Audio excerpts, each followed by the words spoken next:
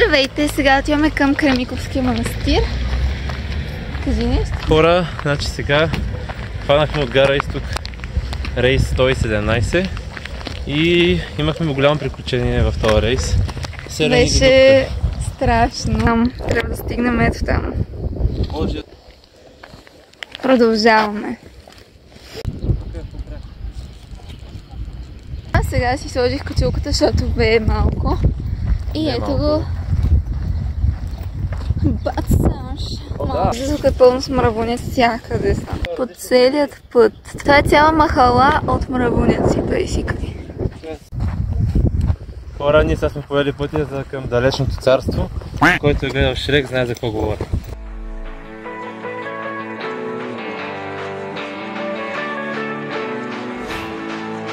Сега щастливи сте, че достигнахте крайната дестинация. А вие щастлива ли сте въпрос? Много ясно.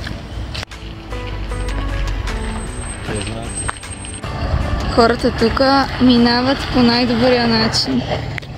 Това, което предлагат в момента е сладолед с козе мляко. И сега ще го пробваме. Вау, уникален. Чакайте. Нямам думи. Щетите са големи. Това сладолед е уникален направо. Има вкус точно на козе мляко и ваниля. И струваше 5 лева.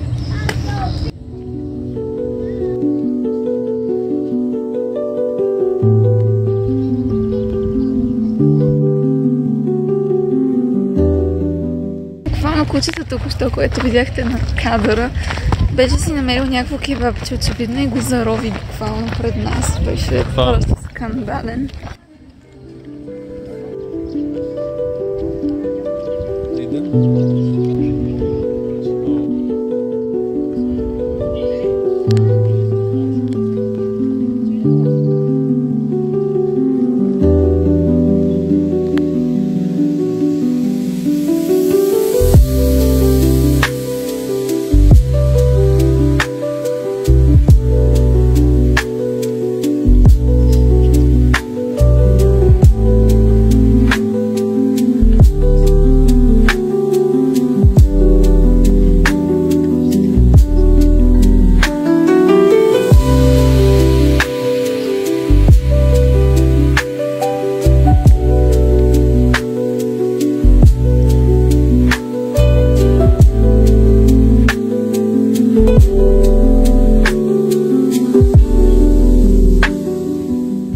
Хора, малко стори тайм. Кремиковския манастир е един от най-значимите манастири в България, като се намира на 3 км от Кремиковци. Основан е през 14 век, по времето на Иван Александър. След османското нашествие през 1382 година много манастири в близост, както и този манастир, са били разрушени и по-късно манастирът е възстановен. Като една от най-важните сгради всъщност е малката църква, която можете да видите тук. Тя реално е построена от болярин на име Радивой, който я построява в памет на своите 2 починали деца. Той и неговата съпруга, те са изобразени реално, когато влезете вътре, можете да ги видите. Надписите в църквата се смятат за едни от най-живописните също така. И реално, наистина са много красиви, аз като ги видях просто уникални са, просто лицата как са изобразени, супер реални са. Реално това е всичко, което аз мога да кажа за малкия храм и ето сега ще продължим. Да, големия храм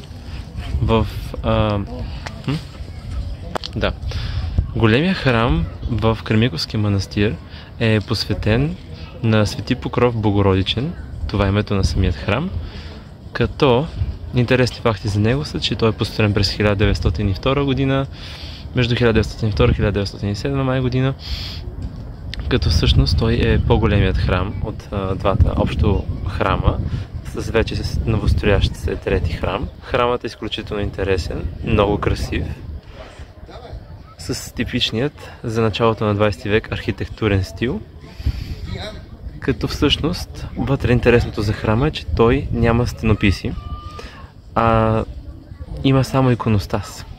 И вътре. И всъщност куполното пространство не е изпълнено, както обикновено, с изображение на Исус Христос като Вседържител. Всъщност има изобразени звезди. Хора, вече се прибираме. Тук е края почти на нашата полянка. О, добре, вие сте съгласни. Те ни казват чао. Оле, виж го какъв е смешен. Това беше от нас. Манастира е далеч зад нас. Поехме този дълъг път, но си се служаваше определено, а манастира беше страхотен, много красив. Особено нещо, което е много хубаво, защото ние сме ходили преди, но тогава го нямаше. Има нова сграда и съответно имаме сладоледът с козе мляко, което е нещо уникално. Чао от нас! Чао хора, до следващия път!